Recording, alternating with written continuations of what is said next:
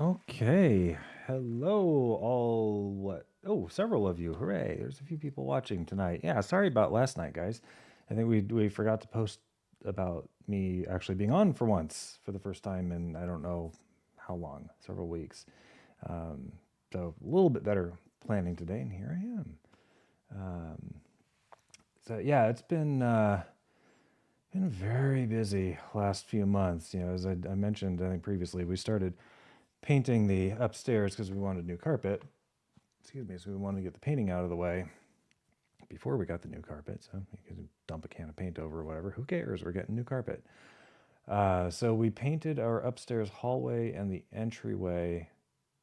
Entryway being downstairs. The upstairs was just modifying the hallway word, not the anyhow, upstairs hallway and the entryway. We painted those in. I think it was in July, and then I hurt my back in August stupidly trying to pick up a very large heavy dresser.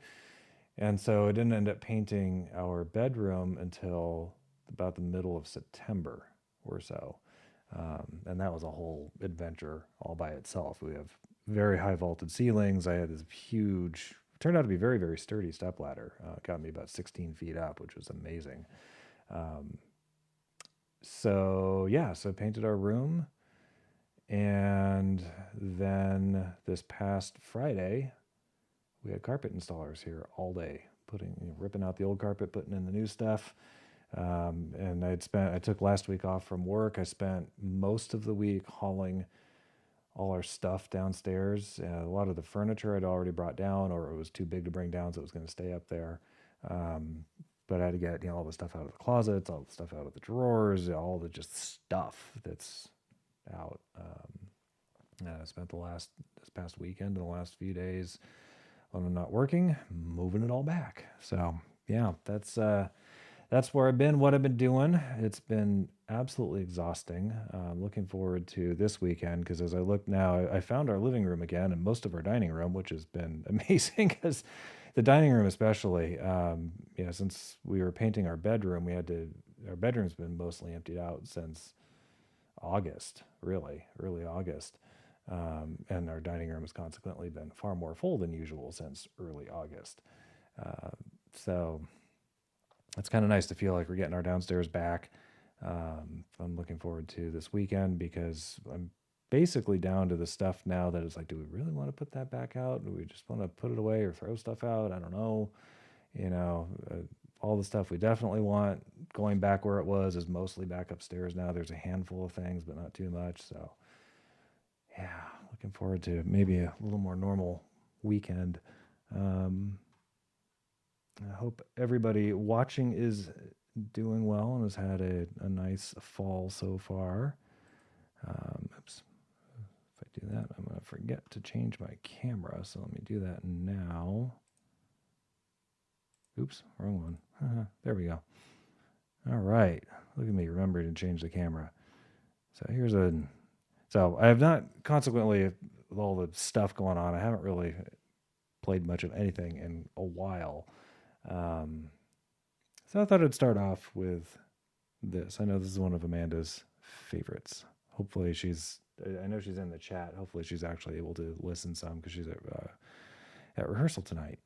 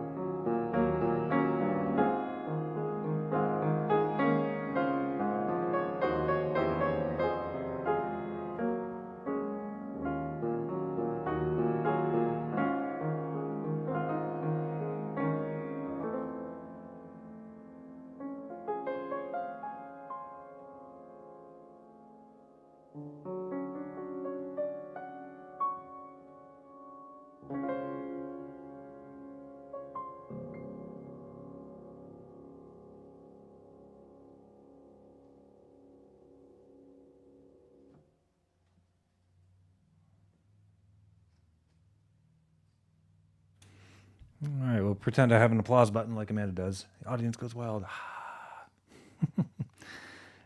So yes, Mom, in answer to your comment, yes, Lily has her earmuffs on, and I was actually smarter tonight than I was last night. Last night, I didn't think to close the dogs off in the family, the other half of the downstairs. So Lily was sitting like right here with the earmuffs on, yowling at the top of her lungs. Um, Tonight, they're closeted out there in the other half of the house. So I could hear them moving around a bit. I hit a few keys on the piano before coming on tonight. Lily yowled a little bit, and since then she's been quiet. So fingers crossed she stays that way. Ooh, this is a fun one. If I can remember it. You guys can see the screen. So what I just played was Pure Imagination from Willy Wonka. Love that song. So pretty. And this is the Jurassic Park theme, which also is very pretty. Yeah, Jurassic Park, the music, I think I've said this before when I've played this. The music in that movie, it's definitely a sci-fi, like almost bordering on horror movie. The way they do it, it's like a thriller kind of thing. Slasher flick. A lot of people die in it, gruesome deaths because dinosaurs, or in the case of T-Rex. But the music is disconcertingly pretty, and it's just a really interesting dichotomy between the music and the film itself. So to me, the music really captures, I think, the wonderment that these dinosaurs engender. It's both sad and probably good that the film is based on a premise that, unfortunately or not, has no real basis in scientific reality. It's like, they're able to extract dinosaur DNA from. Make sure Lucy's not knocking down the barrier I put up. She does that, but anyhow, extracting dinosaur DNA from insects, mosquitoes, or whatever that are trapped in amber and have been for 60 odd million years. And then using, I think, frog DNA to fill in the missing DNA sequence spots in the dinosaur DNA and get actual dinosaurs. As if you know anything about DNA, there's a lot of stuff in there that even today nobody really knows what it all does. And if you look at how similar DNA is between species, mice and humans share a lot. I think I don't remember offhand how much, but it is a lot. It's like between 70 and 90%, I want to say, which is why they do all the animal testing on mice, because they're very good analogs for humans that way. So really interesting premise. Unfortunately, it wouldn't really work in the real world. So anyhow, all that being said, here's some Jurassic Park. In a moment, I'm going to go check on Lucy because I think she's going slightly bonkers. Hang on a sec.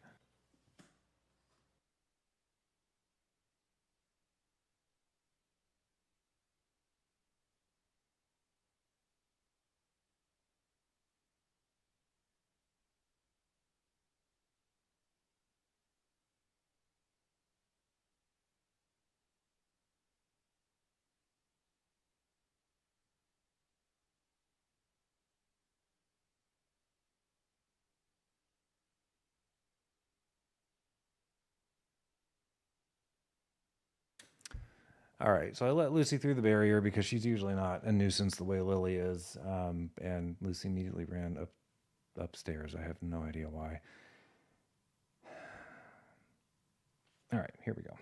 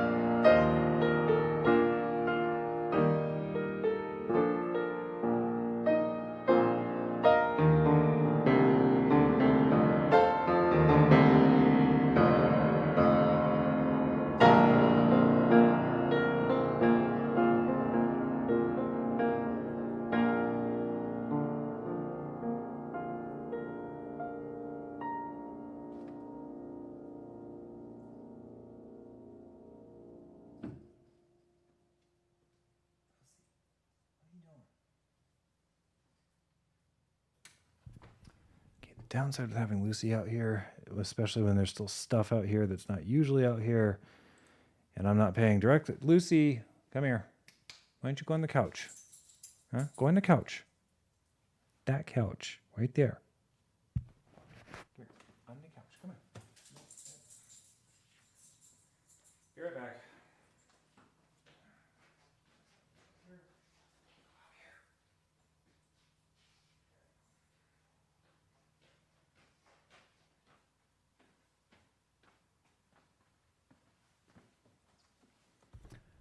Anyhow, as I started to say, she's very busy when I'm not paying attention to her. If you're hearing little jingles and clickety clacks from her claws on the floor, yeah, she's just kind of off doing stuff. And most of the time, it's fine.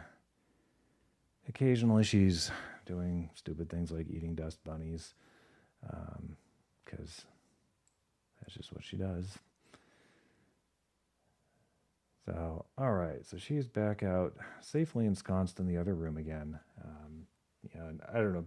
Those of you who have pets out there, you probably know that anytime a door is shut that's not usually shut, it doesn't matter which side of the door the pet is on. They want to be on the other side of the door. I think that's about where Lucy's at now. Ooh.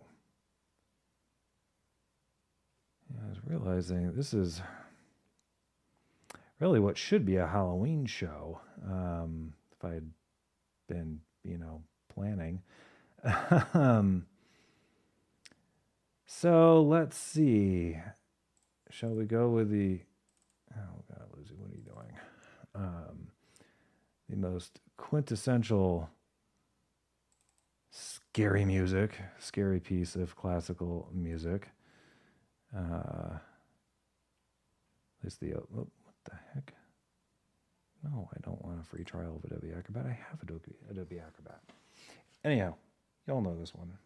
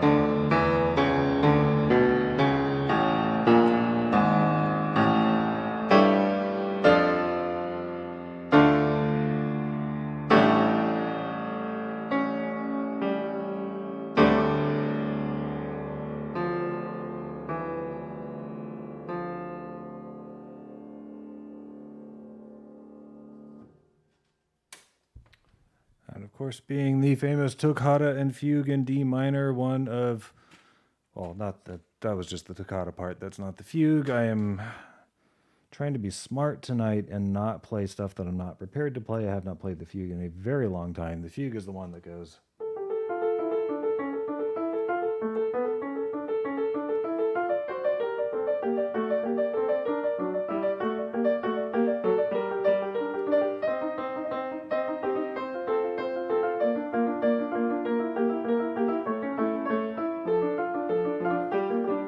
And so forth.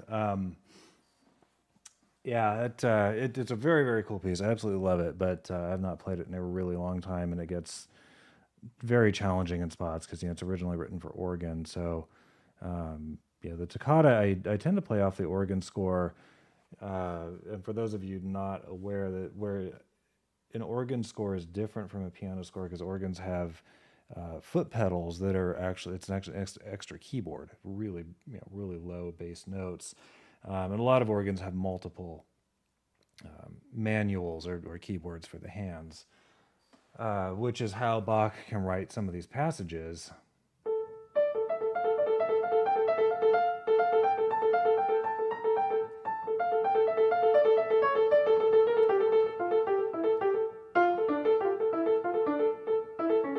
But yeah, you get this bit. It sounds a little funny because on a piano keyboard, of course, your hands kind of run into each other in that spot. And there's a lot of other organ music he wrote that that kind of thing, excuse me, that kind of thing happens more frequently. There's some harpsichord music. Some harpsichords would have two different keyboards. So he was writing for those kinds of instruments. And so when you translate it to a piano, you have to figure out how you're going to play those passages where your hands might otherwise just kind of run into each other. And then same thing with the foot pedal notes. On organ, you're literally playing those with your feet, but on piano, you've got to figure out a way to get those with your hands. So lots of composers have transcribed Bach's organ music for piano. Invariably, they add a lot of extra octaves is kind of the tendency, like rather than just playing parallel octaves here, 2 octaves. A lot of them will go, they'll do it 3 octaves, which sounds bigger and grander and maybe more organ-like, but the original score, it's just those 2.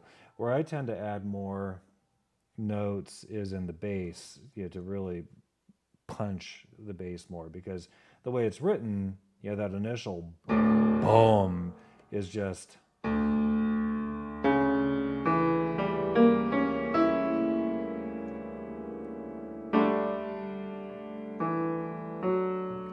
and I think it sounds a lot better to go from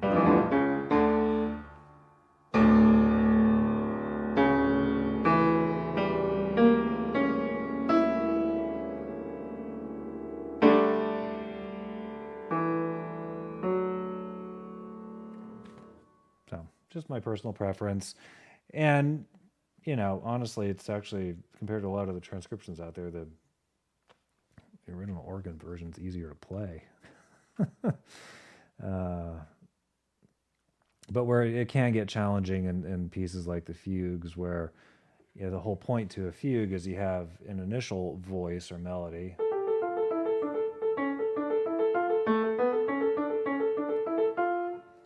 And then it comes in again, 4 notes up.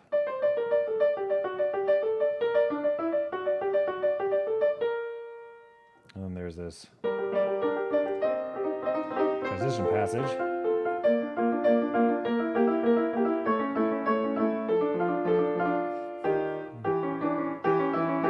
I forget what it is. The score, unfortunately, the pages are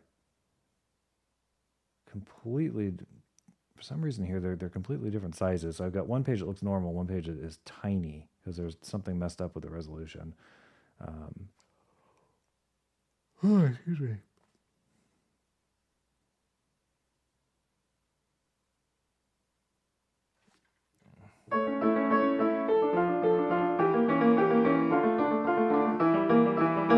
And then you get this coming in again.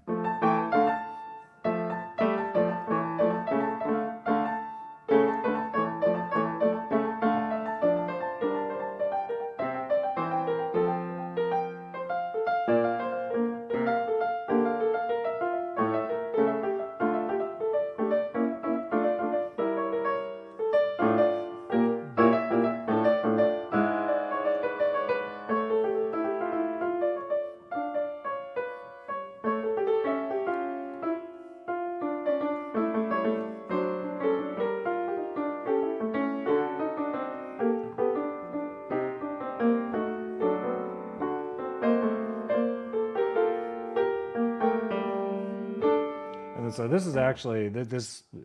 So what I did with this, and the reason why these pages are different resolutions, is because I took an organ score from one PDF file and I combined it in with a piano transcription from another PDF file, because the original organ version of the fugue is really, really challenging to play well if you're trying to read it off the organ score, because there's a lot of notes that you can't play them quite the way they're written. You have to sort of juggle which hand is playing which notes, and you basically have to almost memorize, which hand is doing what. Versus if you have the transcription, well, you just play it the way it's written because it was transcribed for piano. So there's certain passages like this. I can't really play very well.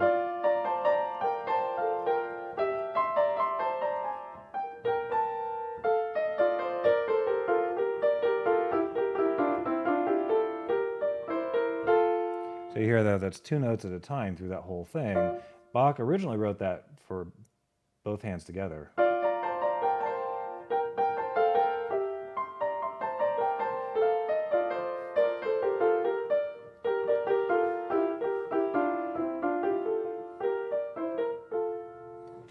Like that. But if you're playing it on piano, well, you do that, then you can't play any of the bass notes that are down here.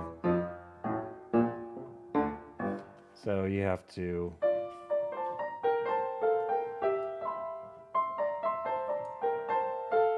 figure out how to play what was originally a two-hand part with one hand, and then you can pick up what was originally the foot part with the other hand.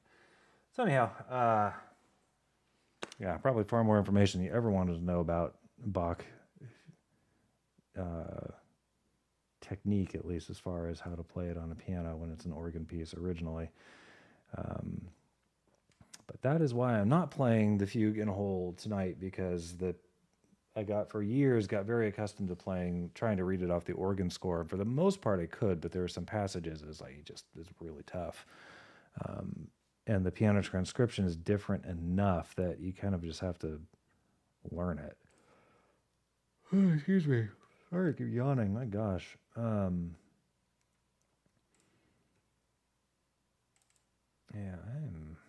I'm trying to remember. I know I've done, let's see, Halloween 2022. So this is, is this 3 years ago already? Okay, so I just played that. I was curious as to what I have done for previous Halloween shows. Oh, interesting. Okay. Okay, so did that. Oh, shortcut doesn't work anymore. I must have moved the file. But I know what it's referring to. My goodness, I can hear Lucy going absolutely nuts out in the other room because she's unhappy with her life choice that she wanted to be out there instead of in here. Yes, delete that shortcut because it doesn't work. So this is a piece that I wrote way back when. This is from 1997. This is, oh my God, this is almost 30 years old, 30 years ago that I wrote this piece. Yeah, kind of fits in with the spooky theme, I think. I felt like I was channeling Chopin a bit, a lot less eloquently, but what can you do?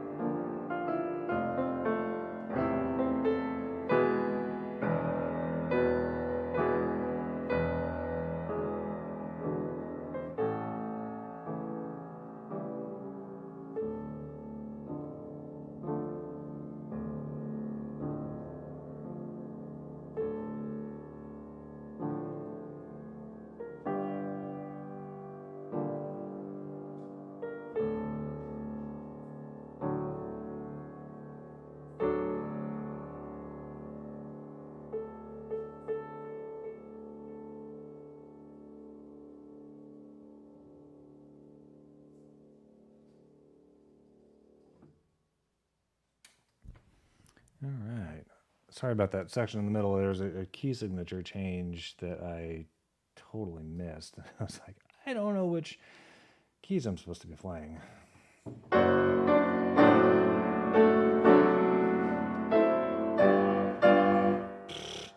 I don't remember it either.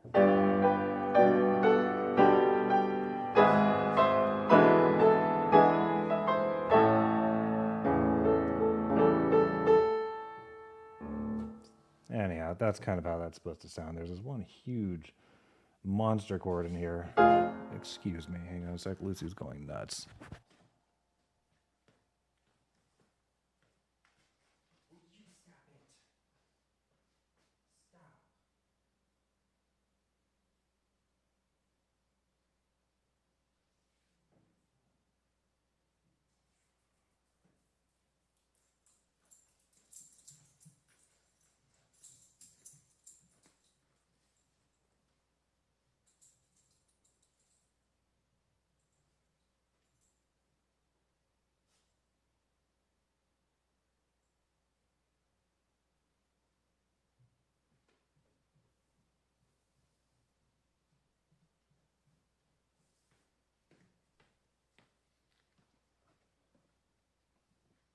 All right, sorry for all the interruptions. This is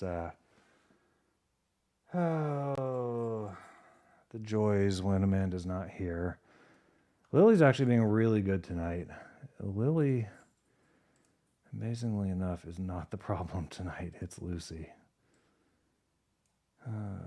She's a wonderful, sweet doggy, but I can see her looking down at me from upstairs.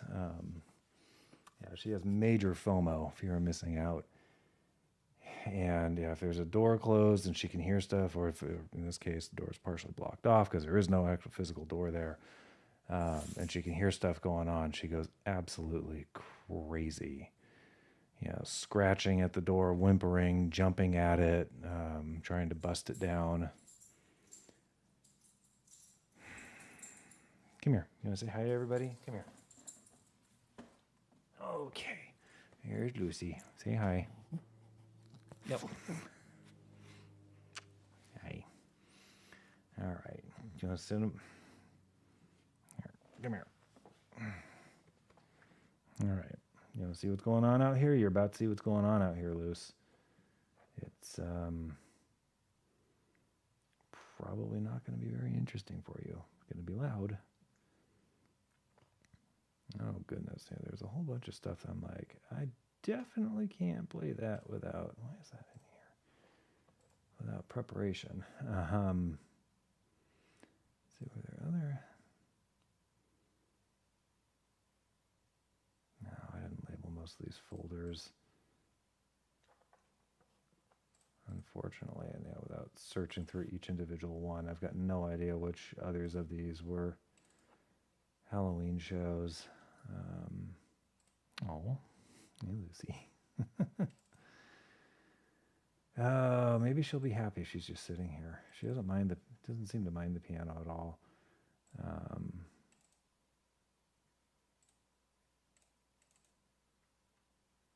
All right, well,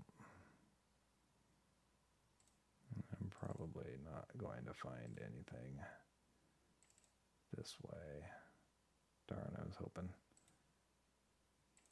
So I know I've played other stuff besides what's in this one Halloween music folder that I just found. But yeah, unfortunately, nothing else is labeled because, you know, why would I do that? Why would I make life easier for my future self when I can make it easier for my present self? All right. Well, let's just see what else strikes my fancy.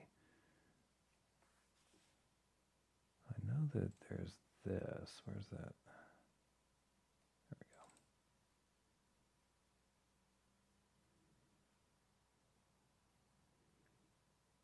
go. Okay, let's see if I can see how well I can do on this one.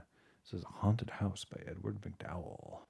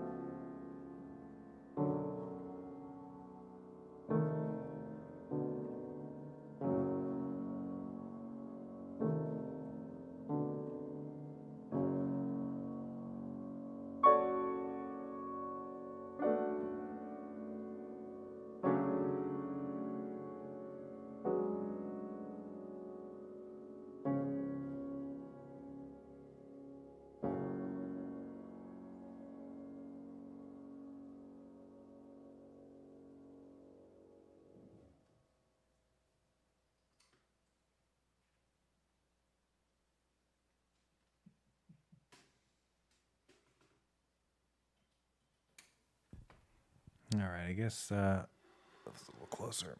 I guess Lucy's being my buddy. Is this what you wanted, Lucy?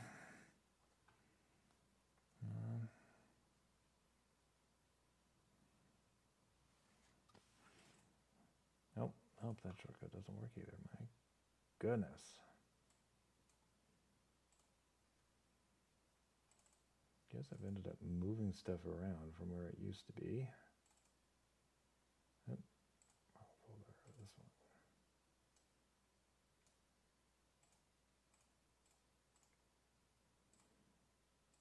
Like that. And like that. Here's another one that you guys should all recognize.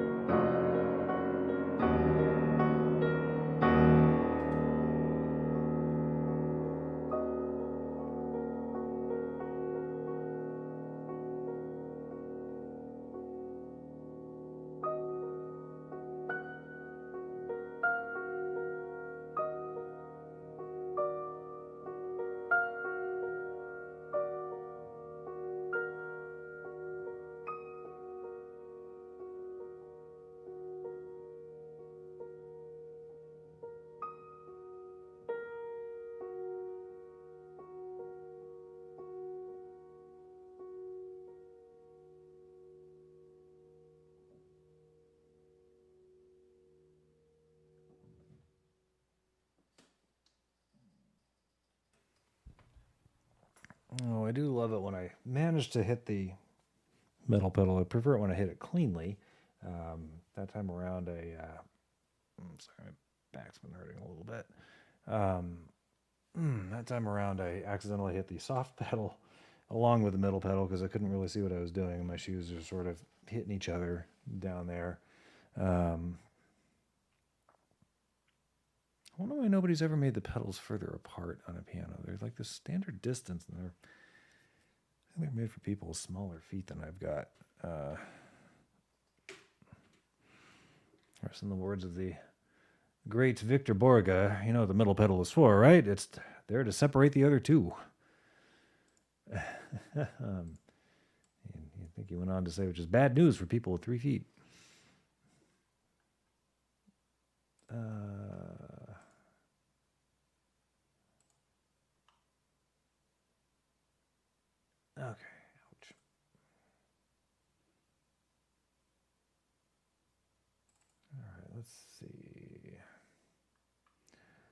Let's see. I'm playing anything by Borkovich and Forever, but I don't think there's anything I can play by him with the drop of a hat. I think I have to actually practice stuff because he wrote not impossible music, but challenging for sure.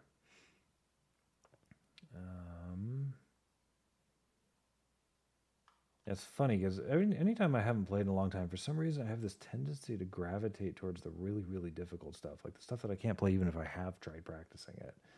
I don't know why I do that. You'd think I would gravitate, especially on a show, I'd gravitate towards the stuff like, oh, I know for sure I can play this one and get through it. No, that's not what I tend to do.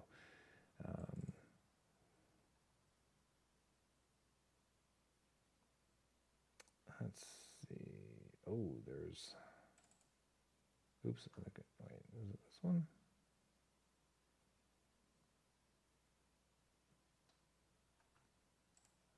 Is that the one I was thinking of? Or is it this piece? Whoa. No.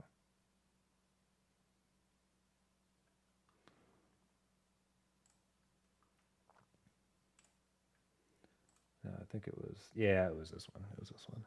This is one of my favoritist pieces by Schubert. I mean, really, favoritist, the whole thing.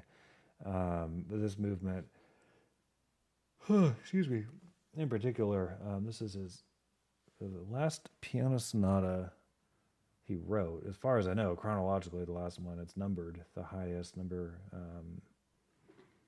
Which number is it? Because he had so many incomplete pieces. So if you count, I think just counting the completed sonatas, this is number 15. If you count the incomplete ones, this is like number 25.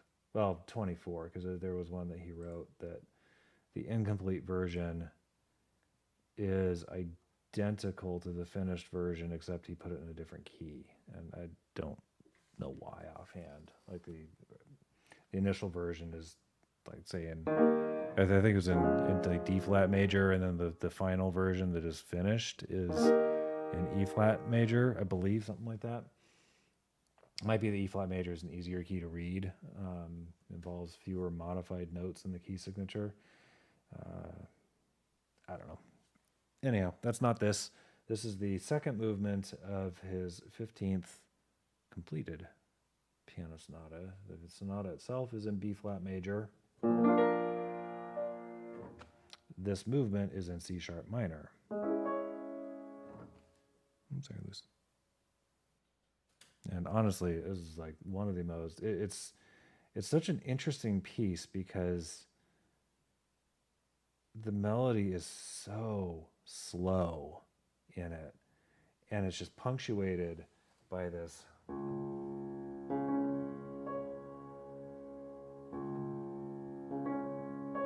So, something to listen for in this is how he occasionally modifies that motif, is what you would call that. This.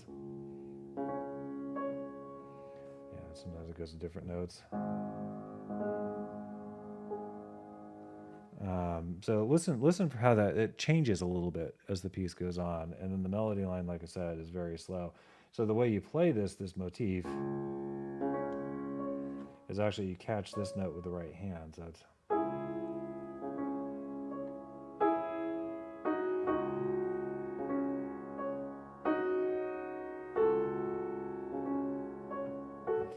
the trick is to hit that note with the right hand, but not make it sound like it's part of the melody. Really bring out.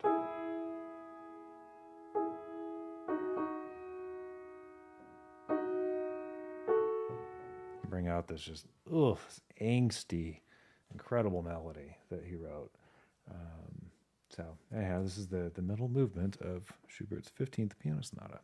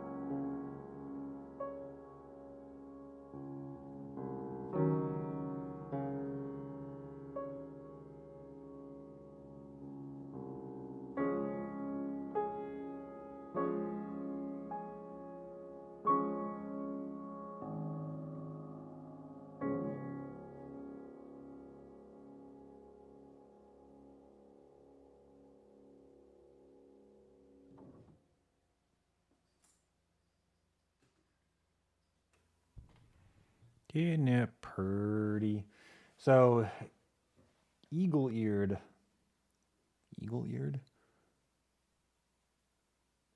animals have a really good sense of hearing. Well, I don't know. Eagles maybe do. Owls? No, owls are eyesight. Hearing too, though. Okay, fine. So owl-eared listeners may have noticed that the initial figuration, the motif, as it were, you notice the rhythm there. Got this little. It is written that way. It's not written as roll this chord, playing one note right after the other. It is actually a timed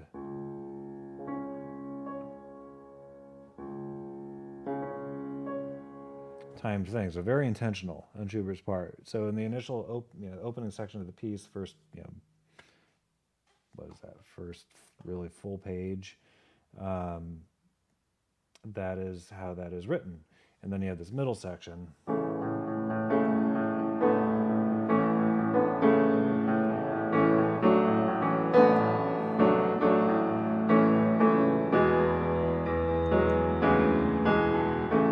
And so forth. And when the opening section comes back, that figuration is no longer,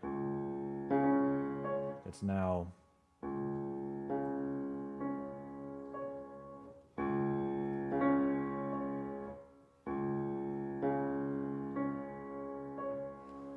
it's a little different. And I think he did that. I don't know. It's hard to say exactly why he would have changed the rhythm other than just so it doesn't sound exactly the same as it did the first time around. I think in terms of how the piece feels, this is much more, I don't want to say like ominous, but just very plodding, it's very just I don't know what the word is I'm looking for. Like inevitable, it's almost like Beethoven's this da-da-da-dum thing. It's not quite sinister, but it's got this weight of inevitability behind it, I think, to change the rhythm up that way. So you get this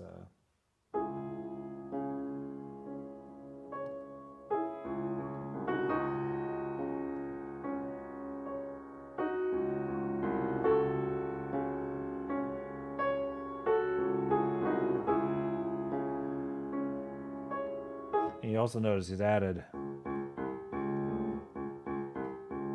that as a figuration down there. So instead of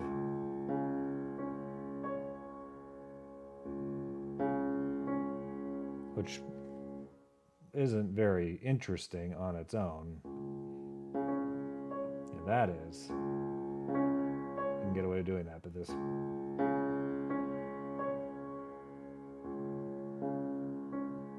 So in order to liven that up a bit,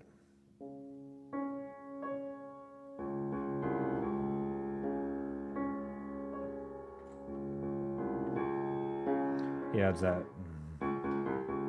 thing in there that really drives the ending of one phrase into the next one. Again, it keeps pushing everything forward, and that figuration persists throughout the entire recapitulation, really, kind of the rehashing of the opening section of this movement. And the somber, yes, that's a good word. And also, I saw Sel and Paul. Hi, guys. Glad you guys are here. Along with Zach and Dave, I realized I didn't say hi to everybody earlier, and Steve and Barbara, and my parents, Corey and Tim. I'm assuming my dad's watching. And I know Amanda was popped in at the beginning, but she's at rehearsal tonight. Hence the and hence Lucy here. Who are you ready to get up, puppy dog? No, you want to keep hanging out? Okay. Yes. I don't know what she wants. She gave me this plaintive look. Like, do we have to keep doing this? Can I get down now? Do you want to get down? Do you want to get down? No? Okay. Well, you can stay there. It's okay. All right. The inscrutable dog. Nope, you do want to get down. Okay, there you go. Hopefully she'll be a little calmer now. Now that she's seen what's going on. What time is it? A little bit after 9. I do love me my Schubert. Lucy, yeah, why don't you go on the couch? Come on. Go on the couch. It's okay. She's not allowed on the living room couch unless one of us is out here with her. She also hasn't been up there in several months because I've had crap piled all over the couch. Yeah, so for those of you guys, I know Paul and Sully, you guys weren't here initially when I was talking about it, so I was wondering what happened to me the last few months. See, in July we painted our upstairs hallway and our entryway, and then in August I hurt my back trying to lift a dresser, and then in September I painted our bedroom, and then this past week we got new carpet up on the stairs and upstairs, and so I've been very busy hauling stuff up and down the stairs for the last couple weeks. It's good, I'm very, very glad. The carpet's been like the last majorly disruptive thing that we've needed to do for a long time. We finally got it done. But yeah, it's been tiring. Can I play this one? I love this piece. What the hell? Let's try it. This is a Schubert Impromptu in E flat minor.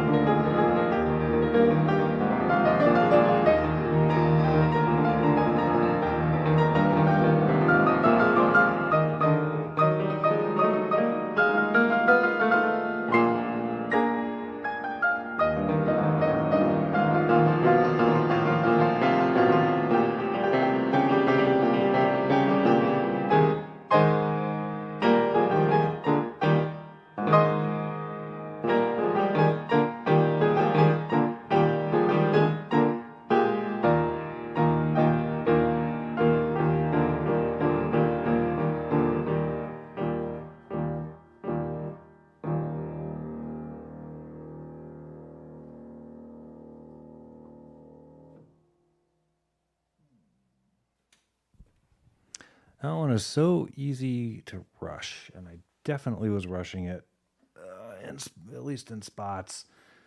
It's so easy. There's some long rests in that one that I definitely wasn't doing. um, but I do like that piece. It's a cool piece. What are the other two? Oh yeah, that's right. I haven't played those. Blah blah blah blah. Let's see. These. He had several sets of impromptus. I'm trying to remember what all they entail. Okay, no, not those.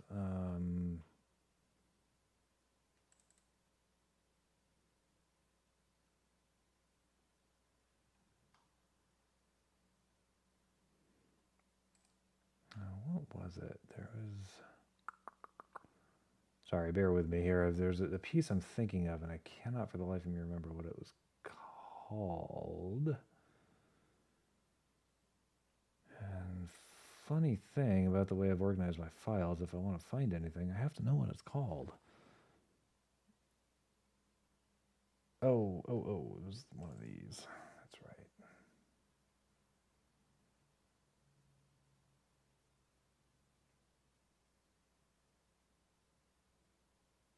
Yeah, what are they? Moment musico, musical moments.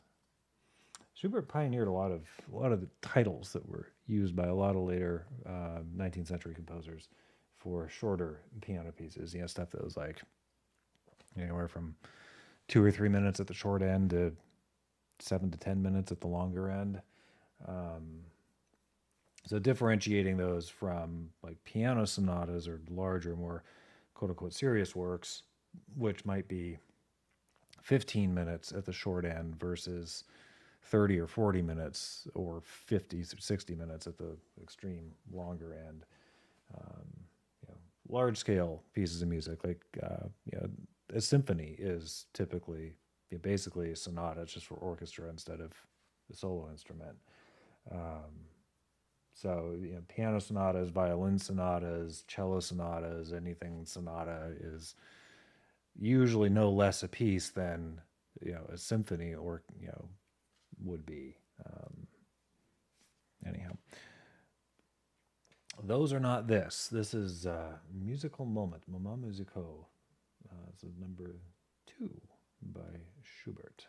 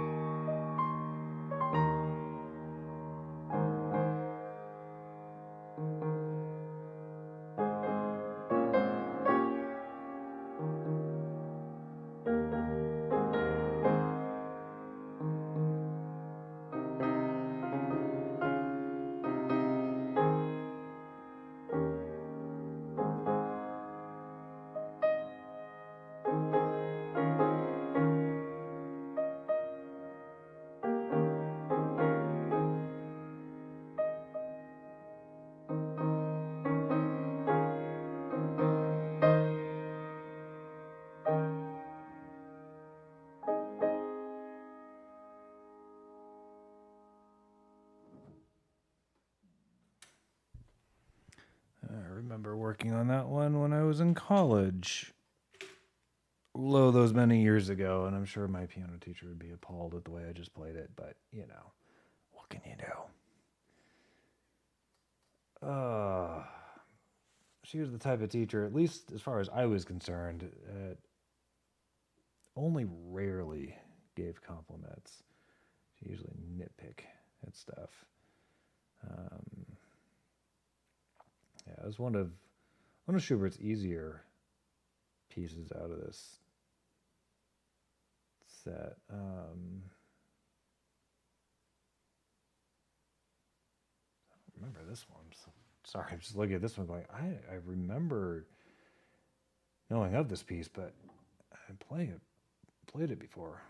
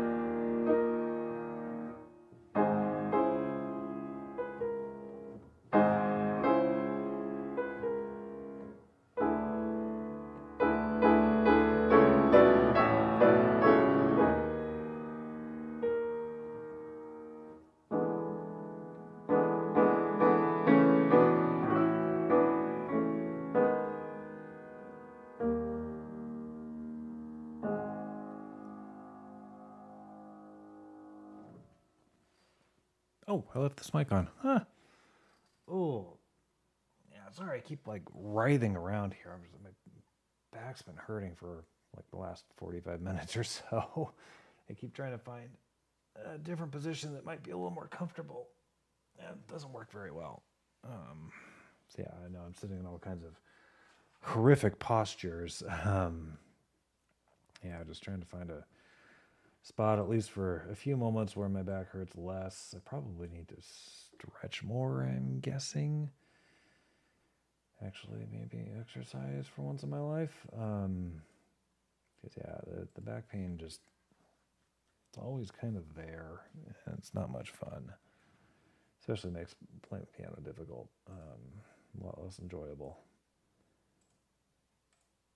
Let's see. How about I just make something up for the last little bit of the show here? I haven't done that in a long time, at least not publicly. So here we go.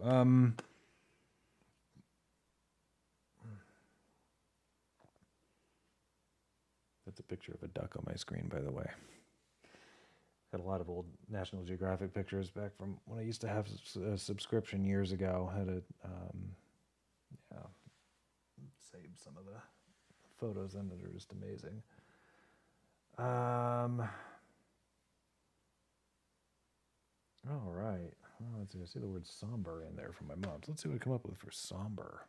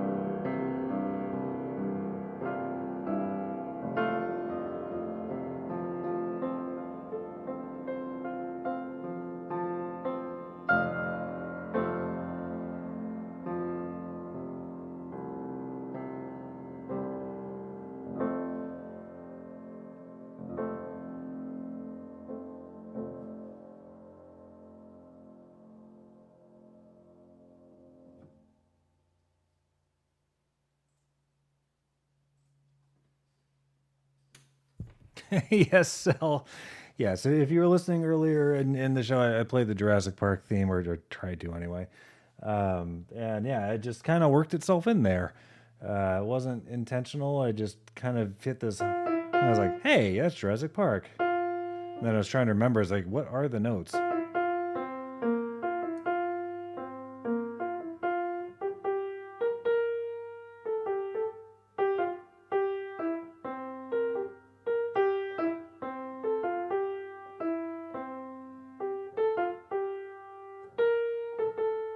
Something like that.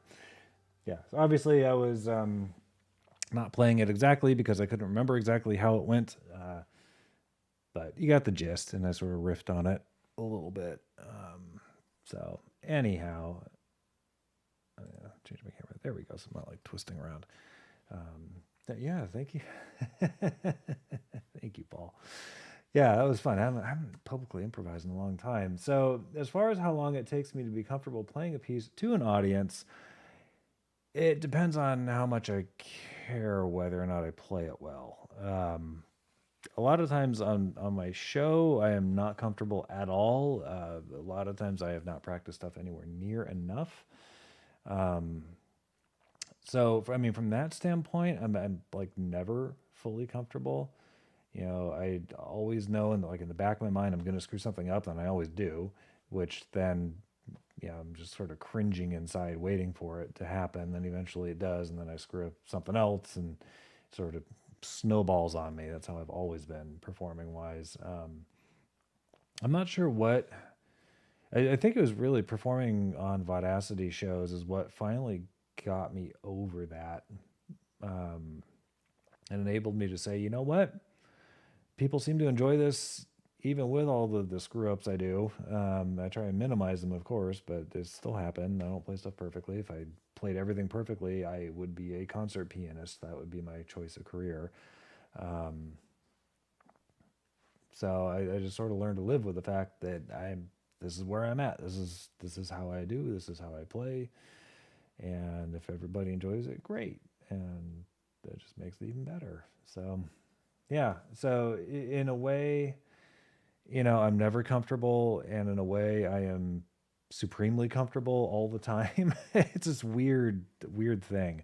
I'm definitely more comfortable improvising stuff because I know if I hit a note that I didn't intend to, well, I'll just do it two more times, and it sounds like you did it on purpose.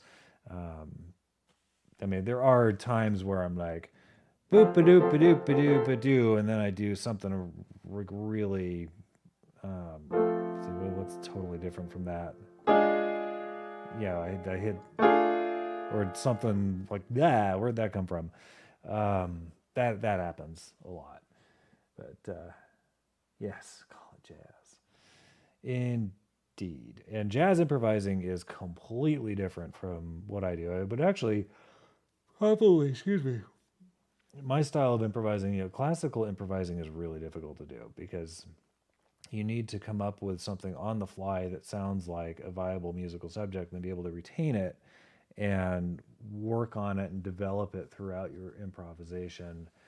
Uh, and ideally have a couple of other musical themes or tunes that you come up with during the course of it as well. Um, and that's not an easy thing to do. And a lot of the time, that's not. I mean, I try and do that. It doesn't always work out that way.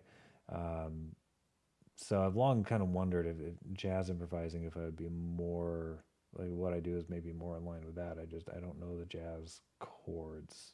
Like it's a whole different chord structure. It's almost a different language, different musical language than what I'm used to.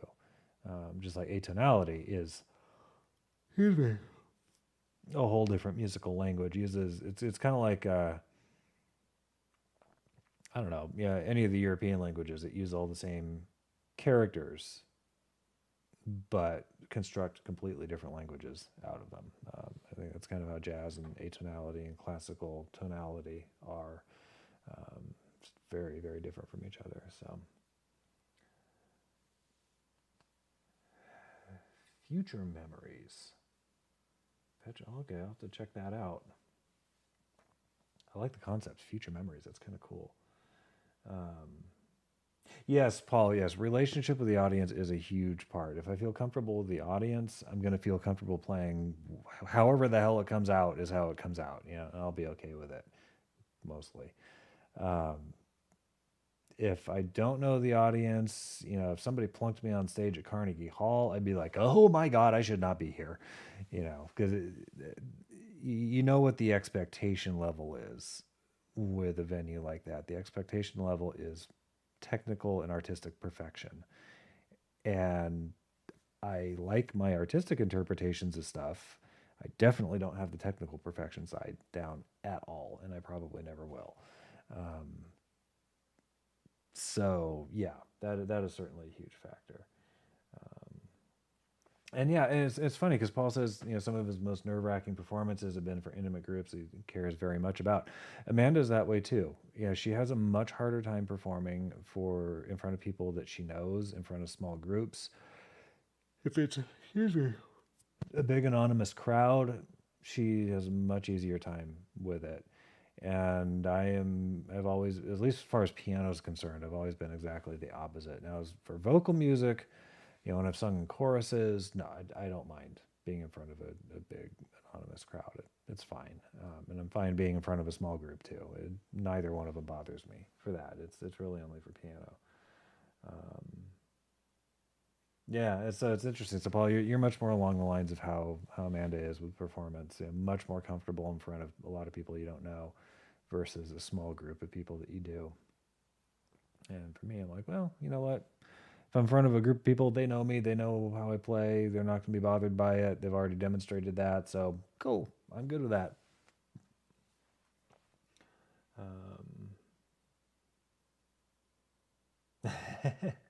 Oh, nice, nice. Yeah, it's always good to. I mean, I can't imagine life without a piano or a keyboard or something in the house. I mean, I've had that almost my entire life. You know, growing up, of course, my parents have a piano, and then when I was in college, I didn't. There was one year I had a piano and annoyed the hell out of the neighbors all year. The other 3 years, I didn't have a piano in my house, but I had access to one. You know, being a music major, I had access to the music building, so I could go and play whenever I wanted. And oftentimes, so I wouldn't get interrupted and kicked out of practice rooms, or you know, kicked off the good pianos. I would oftentimes go in at like 9 o'clock at night and play till 3 in the morning, just for myself. It was all by myself in the building. Um, and then after college, I moved back in with my parents for a little while. Had had the piano there, and then moved into my grandmother's condo for it was like a year and a half or something, or a little over a year. I forget exactly how much. I'm trying to remember if I didn't have. No, I think that's when I got my first electric keyboard. I think was when I was living there, because I remember going to Roanoke Park, a little bit north of Petaluma, and getting that keyboard. And then a number of years later, that keyboard died on me, and then I got the one that I still have. So the one I have now is over 20 years old. I don't play it much anymore. I don't even turn it on much anymore, because I've got the real piano. But yeah, that thing's been a hell of a keyboard. So I had that my second stint through college, studying other graphics and other subjects like that. And then had that all the way up until when I got this piano a few years ago. So there you go. Frustrated guitar player. Yeah, I've tried playing guitar because I try and recognize the unfortunate reality that I will probably someday be in a living situation where I can't have a piano anymore, and I try not to think about it too much. I would like to know how to play a smaller, more portable instrument like guitar, so I probably should just pick it up again and try it again. Um, I think my biggest issue is I want the level of proficiency on guitar. I want that level of proficiency right away that I have with piano, to where I can just improvise, I can just play whatever. Um, and I don't really want to do the work to get there. And it's just kind of a failing on my part. I don't like doing work. So yeah, I hate practicing. um, So I don't know. There needs to be something to make me like really fall in love with or get obsessed with playing guitar to get me to do it. Um, yeah, I think I do need some. Basically, I would need somebody kind of pushing me. That's what it took with piano. My parents pushed me a bit, and inertia did the rest. Because I remember I used to want to quit. I think it was when I was in junior high. I started when I was 10. So after I've been playing for like 2, 3 years, something, maybe 4 years, I really wanted to quit. My parents said, "Well, okay, but you got to do something else outside of school." Um, and there wasn't anything else I wanted to do, so I just stuck with piano because they were like, "No, you're going to do something. You're not just going to sit around and do nothing after school." So I stuck with the piano. And of course, I'm very glad I did. But I had that pushing me and keeping me on task, and I don't have that with guitar. And that's probably what I need because I don't think I have the mental strength or fortitude to push myself. Yes, my mom says yes. I've always hated practicing. I never liked it. I get tired of stuff really fast, and yeah, if I have to practice the same thing over and over and over again, it just drives me up the wall. What's funny is I don't mind it with vocal music, like in the context of a big group working on sections of pieces and stuff over and over again. That doesn't bother me. I don't know why that is. Maybe because there's some structure to it, versus if I'm having to kind of find my own way through something. Um, so yeah, it's interesting. Interesting thing. Yeah, so I would agree. If you're trying to pick up guitar, definitely something, an acoustic with nylon strings is probably what you want to start with, because that's going to be much more comfortable to play. Yeah, I've found that with the several guitars that we've got. I have a Yamaha guitar, classical guitar, which has a wider neck to it, um, a wider fretboard, and it's got I think it's all nylon strings actually, that guitar, and it is much more comfortable to play than the steel string guitars that Amanda's got. So yeah, you gotta build up those pads, those calluses on your fingers, and then eventually the steel strings are not going to be as uncomfortable to play. I think they're always going to be a little more uncomfortable than a nylon string guitar, but they won't be as bad. So for whatever that's worth, I would agree. Yes, nylon string when you're first starting out is probably going to be comfier on the fingers. Um, get a 12 string. Well, Zach, out of the I think 7 guitars that we have now, because if you guys have watched Amanda's show, I think a couple weeks ago, yeah, it wasn't this last one, it was the one before that. She played a new guitar, electric guitar that we got as part of a fundraiser for the Grease show that she's in. It's signed by the guy who played the character Duty in the film with John Travolta. And Duty is Frenchie's boyfriend. Amanda's playing Frenchie in the production that she's in. So this guitar had some special meaning. It's a pink Stratocaster body. It's a cool looking guitar. It's a Crescent guitar, which the brand is apparently most people consider as kind of trash. They're not great. But you know what? She played it. It sounds fine. It remains to be seen how well it holds its tune.